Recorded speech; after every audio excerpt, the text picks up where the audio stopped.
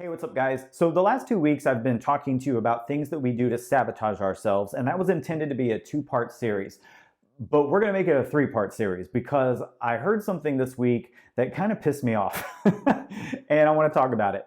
Now, it happened as I was listening to a podcast, and a very well-known person in the real estate industry was being interviewed. And so I'm not going to say the name because you all would know this person if I said the name, and even people outside of real estate might know who this is. Someone who is seen as a business leader and an influential coaching type of person. And as I'm listening to the podcast, the response to one of the questions was, well, realtors and individual salespeople in all industries, they need to keep up with the consumer. And when I heard that, it just, this is right before all the coronavirus stuff and madness hit. And especially now, but even then, that just didn't sit well with me. It didn't resonate. Part of that, people have been saying that to agents forever. Like since the day I got into the business, people have been saying that agents need to keep up with the consumer.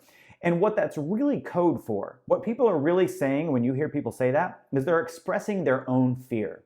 Their fear that the technology industry, if we're not careful, is going to come along and intermediate us out of the transaction because technology people are smarter than real estate people. That's the subtext. So whenever you hear someone who's in a leadership or coaching position say that realtors need to keep up with the consumer, they're expressing their own fear that they might get intermediated. Because you know what rarely, if ever, happens is when people say that to realtors or to any salespeople in any industry, they never back it up with anything tangible that you can actually do. It's like I can run around all day saying, you better keep up, you better keep up, you better keep up. But if I don't tell you what that means, it's gonna do nothing but send the message to you that you're not enough. But you know what? You are enough.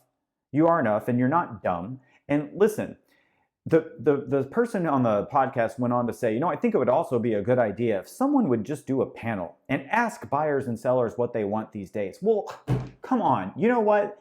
NAR does that every year. It's called the profile of buyers and sellers. There's the synopsis of it that's free online, or you can buy the full report. And you know what? Most major, larger state associations do a state version of that same report, so you get a little bit more localized data. Like every year, we're asking the consumer what they want. And you know what? Here's an interesting thing, because I just looked at the one for 2019 before I turned on the camera. 90% of people who work with a real estate agent in the last survey would use that real estate agent again, and they would refer that agent to one of their friends or family members. Now, why would the number be 90%? Is it because we're all taking social media classes and we've got a lot of followers and each of our posts gets a ton of likes? No, that's not it. It's because we're giving the consumer what they want. If we weren't keeping up with the consumer and giving them what they wanted, then the referral and repeat business rate would be nowhere near 90%, okay? Now, what people want is they want you to be a skilled salesperson. Yeah, use all the technology because they're probably trying to keep up with it and use it as well.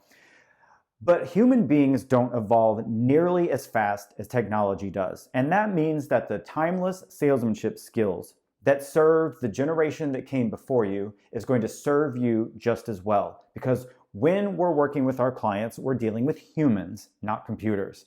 And it's just that the buyers and sellers don't know how to say it that way. So next time you hear a coach or someone in a leadership position say that you need to keep up, recognize that as a fear that they have, okay? And don't buy into it. Certainly don't internalize it to the point where you feel like you aren't enough, because you are enough and you are keeping up.